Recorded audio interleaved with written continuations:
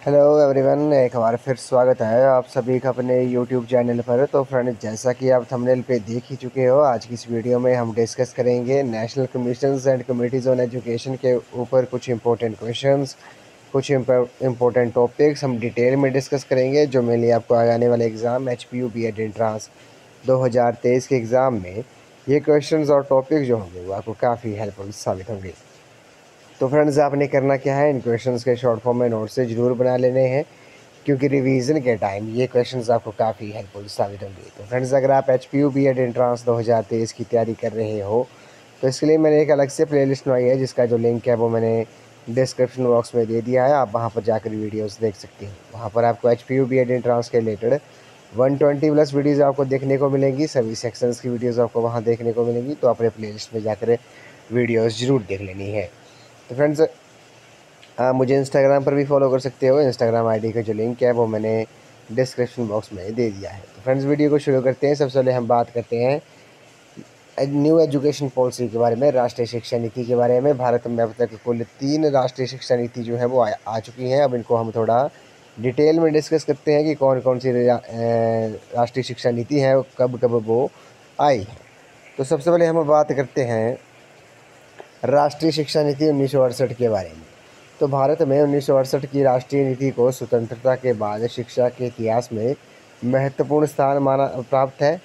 अब आपने याद रखना है कि राष्ट्रीय शिक्षा नीति 1968 जो थी वो किसके कार्यकाल में आई थी। ये श्रीमती इंदिरा गांधी जी के कार्यकाल में आई थी, जब वे प्रधानमंत्री थी।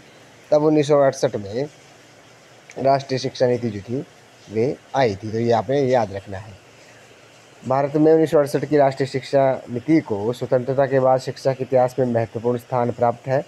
वर्तमान और भविष्य के लिए शिक्षा एक अद्वितीय निवेश है, और ये मूलभूत सिद्धांत शिक्षा की राष्ट्रीय नीति की कुंजी है। ये आपने याद रखना है। उसके बाद हम बात करते हैं शिक्षा की राष्ट्रीय नीति एक सामान्य शिक्षात्मक ढांचे की परिकल्पना करती है।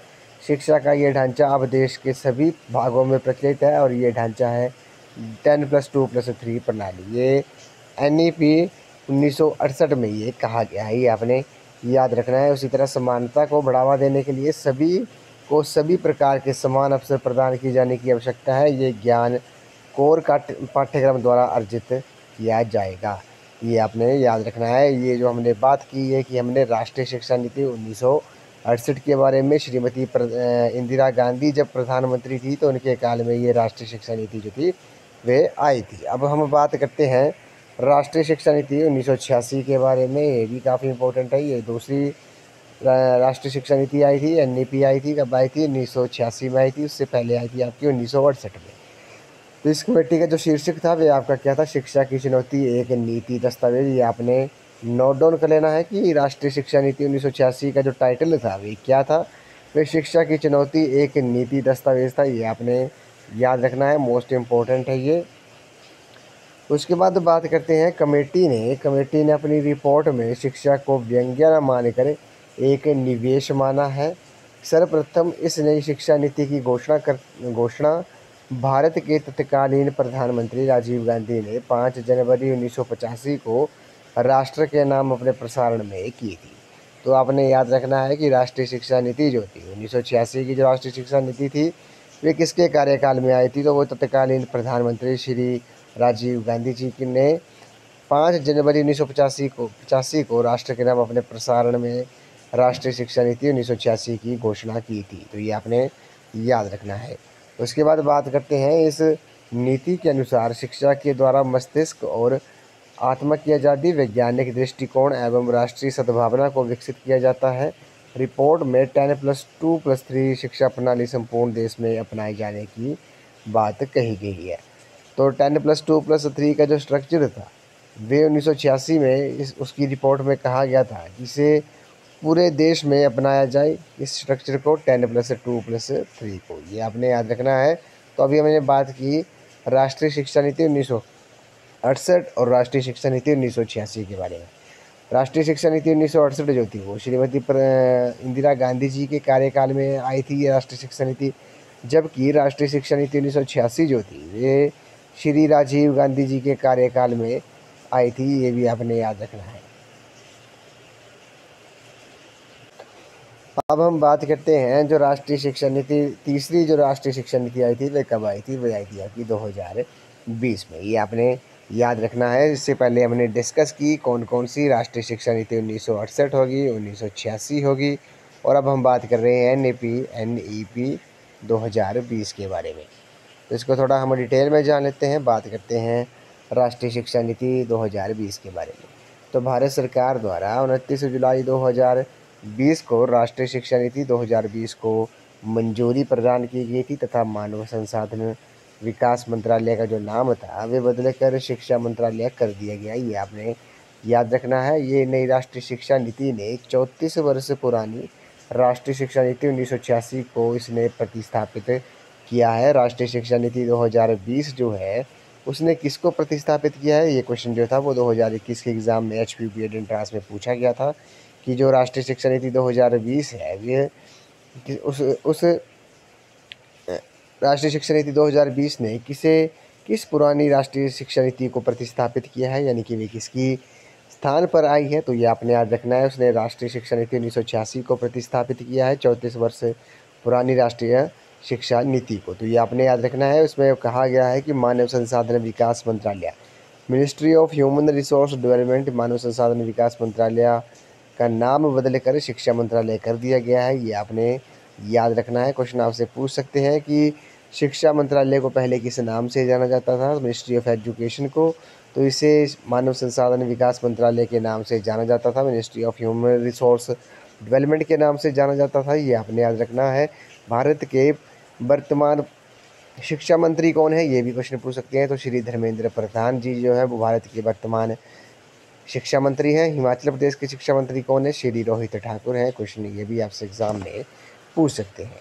उसके बाद हम बात करते हैं कि उल्लेखनीय है कि इस नई शिक्षा नीति के निर्माण के लिए जून 2017 में पूर्व इसरो प्रमुख डॉक्टर के कस्तूरी रंगन की अध्यक्षता में एक समिति का गठन किया गया था। इस समिति ने मई 2019 में राष्ट्रीय शिक्षा नीति का मसौदा प्रस्तुत किया था, जिसे 29 जुलाई 2020 को स्वीकृति मिली थी। इस प्रकार भारत में अब तक 3 राष्ट्रीय शिक्षा नीति को लाया गया है। कौन कौन सी? राष्ट्रीय शिक्षा नीति 1968, 1986 और 2020। ये तो हमने बात कर ली राष्ट्रीय शिक्षा नीति 2020 के बारे में। इससे पहले हमने 1968 राष्ट्रीय शिक्षा नीति 1968 और राष्ट्रीय शिक्षा नीति 1986 के बारे में बात की थी। ये हमने 2020 की बात की। अब बात करते हैं ये किसके कार्यकाल में के दौरान इसकी घोषणा हुई थी। ये जो राष्ट्रीय शिक्षा नीति 2020 थी, तो ये आपने याद रखना है प्रधानमंत्री नरेंद्र मोदी जी के कार्यकाल में राष्ट्रीय शिक्षा नीति 2020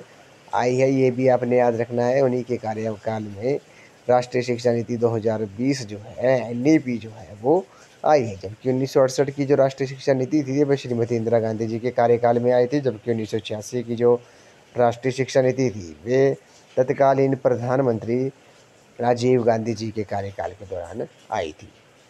एक बात आपने और याद रखनी है कि राष्ट्रीय शिक्षा नीति 2020 का जो पैटर्न है वह क्या है, स्ट्रक्चर क्या है? तो वो 5+3+4 है। ये आपने याद रखना है, मोस्ट इम्पोर्टेंट है ये। राष्ट्रीय शिक्षा नीति 2020 का जो पैटर्न है, जो स्ट्रक्चर है वे क्या है? वे 5+3+3+4 है। जबकि राष्ट्रीय शिक्षा नीति 1986 का जो पैटर्न था वे क्या था? वे 10+2+3। तो क्वेश्चन ये आपसे एग्जाम में जरूर पूछ सकते हैं कि राष्ट्रीय शिक्षा नीति का 2020 का स्ट्रक्चर क्या है, संरचना क्या है। तो ये आपने याद रखना है। उसी तरह क्वेश्चन आपसे पूछ सकते हैं NEP की फुल फॉर्म क्या है, क्योंकि एग्ज़ाम में कई बार बेसिक चीज़ें पूछी जाती हैं। जैसे NEP की फुल फॉर्म क्या है, तो वो नेशनल एजुकेशन पॉलिसी है। तो वहाँ पे आपने कन्फ्यूज़ नहीं होना है कभी। कई बच्चे जैसे न्यू एजुकेशन पॉलिसी कराएंगे, तो आपने याद रखना है NEP की फुल फॉर्म क्या है, नेशनल एजुकेशन पॉलिसी है।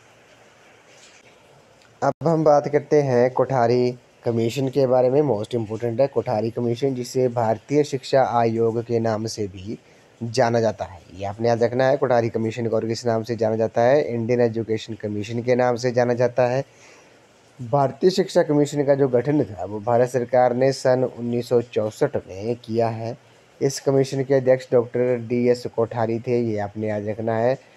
कोठारी कमीशन, भारतीय शिक्षा आयोग के जो अध्यक्ष थे वो डॉक्टर DS कोठारी थे। डॉक्टर दौलत सिंह कोठारी थे, ये आपने याद रखना है। इसलिए इसे कोठारी कमीशन के नाम से भी जाना जाता है, ये आपने याद रखना है। भारतीय शिक्षा आयोग को और किस नाम से जाना जाता है? कोठारी कमीशन के नाम से जाना जाता है। इसके जो अध्यक्ष थे, चेयरमैन थे, वो कौन थे? वो डॉक्टर DS कोठारी थे। अब इसको हम थोड़ा डिटेल में डिस्कस कर लेते हैं। इस कमीशन का कार्य शिक्षा के राष्ट्रीय ढांचे और आम सिद्धांतों तथा नीतियों के बारे में शिक्षा के प्रत्येक स्तर और पहलू के विकास के लिए सुझाव प्रस्तुत करने थे, ये आपने याद रखना है। उसी तरह कोठारी कमीशन ने 29 जून 1966 को अपनी रिपोर्ट जो थी वो सबमिट की थी, प्रस्तुत की थी, ये आपने याद रखना है। उसी तरह कोठारी कमीशन ने जो सुझाव दिए थे वे क्या क्या दिए थे? सबसे पहले उन्होंने बोला था कि शिक्षा का विकास होना चाहिए ताकि उत्पादन क्षमता, सामाजिक व राष्ट्रीय एकता, आधुनिकता के कार्य में तेजी आ सके। ये उन्होंने सुझाव दिए थे। कार्य अनुभव को शिक्षा के प्रत्येक स्तर पर शामिल किया जाना चाहिए, ये भी उनके सुझाव था, प्रमुख सुझाव थे। उसी तरह माध्यमिक शिक्षा वोकेशनल होनी चाहिए, ये कोठारी कमीशन ने सुझाव दिया था। जबकि जनता की शिक्षा के लिए एक सामान्य या साधारण विद्यालय प्रणाली आरंभ करनी चाहिए, ये भी कोठारी कमीशन ने सुझाव दिया था। उसके बाद शिक्षा के प्रत्येक स्तर पर सामाजिक एवं राष्ट्रीय सेवा को लागू किया जाना चाहिए।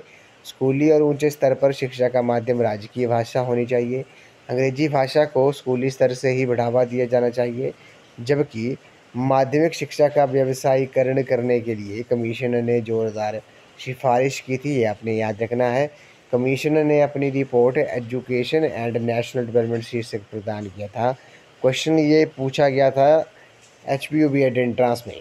मोस्ट इम्पोर्टेंट क्वेश्चन है, ये आपने नोट डाउन जरूर कर लेना है कि कोठारी कमीशन ने अपनी रिपोर्ट को जो टाइटल दिया था, शीर्षक दिया था, वे क्या दिया था? तो उन्होंने अपनी रिपोर्ट को जो टाइटल दिया था वे दिया था एजुकेशन एंड नेशनल डेवलपमेंट, शिक्षा और राष्ट्रीय विकास, ये आपने याद रखना है। तो कोठारी कमीशन ने अपनी जो रिपोर्ट को जो टाइटल दिया था, शीर्षक दिया था, वे दिया था एजुकेशन एंड नेशनल डेवलपमेंट, शिक्षा और राष्ट्रीय विकास। उसके बाद हम बात करते हैं, कमीशन ने 10+2+3 शिक्षा का ढांचा संपूर्ण देश में अपनाए जाने की सिफारिश की थी।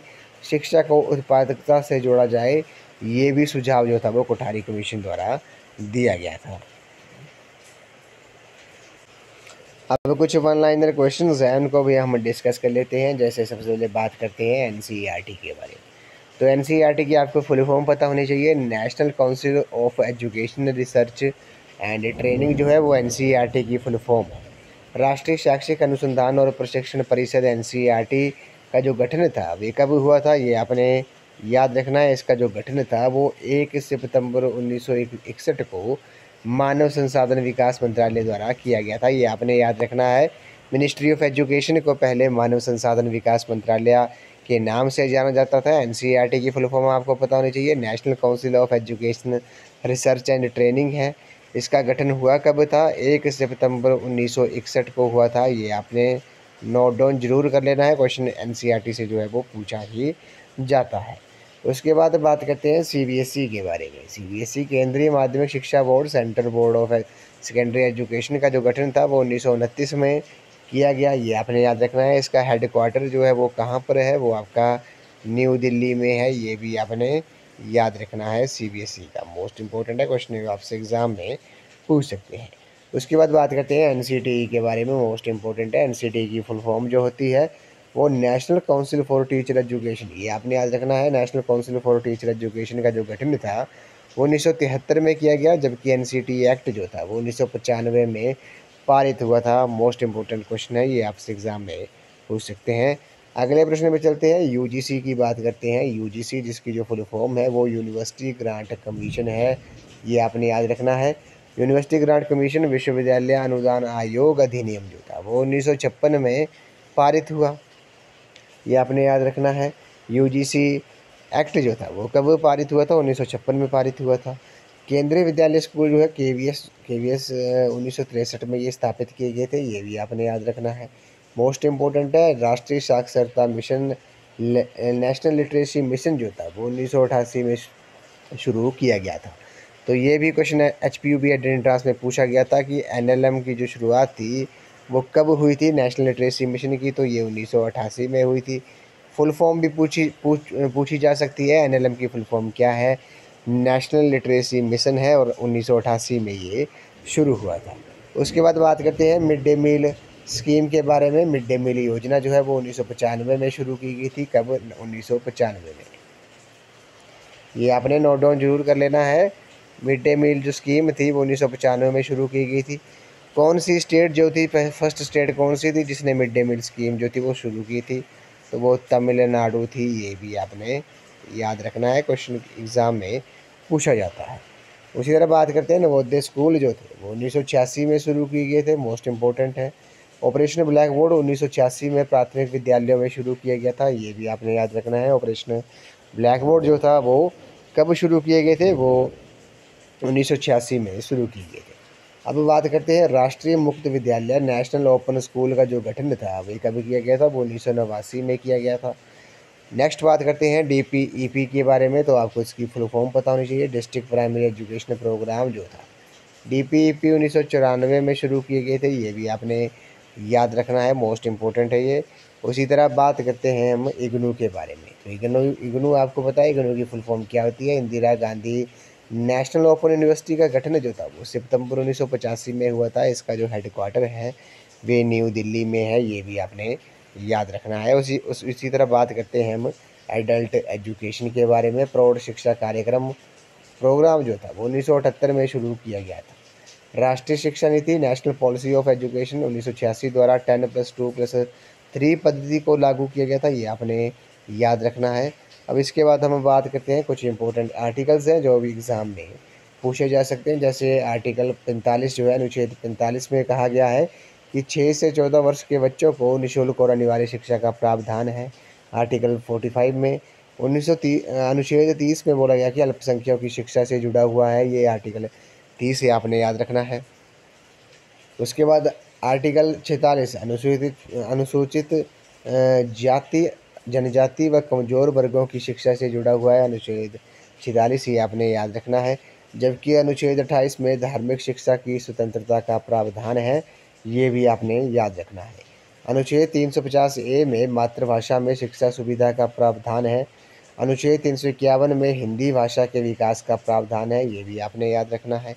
उसी तरह बात करते हैं शिक्षा को 1976 के 42वें संविधान संशोधन द्वारा समवर्ती सूची कनकरेंट लिस्ट में डाला गया। और ये आपने याद रखना है, मोस्ट इम्पोर्टेंट है। क्वेश्चन आपसे एग्जाम में पूछ सकते हैं कि किस अमेंडेंट द्वारा, किस संविधान संशोधन द्वारा शिक्षा को, एजुकेशन को कनकरेंट लिस्ट समवर्ती सूची में शामिल किया गया है? तो आपने याद रखना है वे 42वें संविधान संशोधन 1976 में समवर्ती सूची शिक्षा को समवर्ती सूची कनकरेंट लिस्ट में डाला गया है। ये आपने याद रखना है।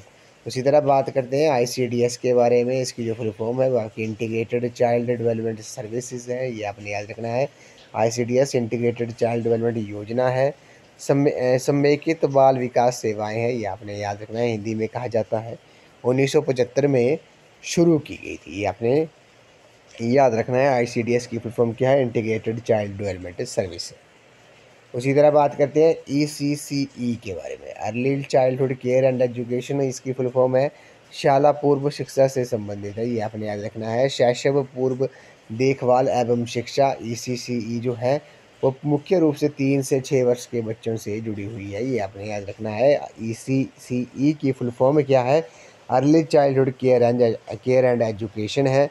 ये मेनली शैशव पूर्व देखभाल एवं शिक्षा मुख्य रूप से 3 से 6 वर्ष के बच्चों के साथ जुड़ी हुई है। उसके बाद बात करते हैं एजुकेशनल सैटेलाइट, जिसे एडूसेट, ये आपने याद रखना है। एडूसेट भी आपको एग्ज़ाम में देखने को मिल सकता है। इसकी जो फुल फॉर्म है वो आपकी एजुकेशनल सैटेलाइट है।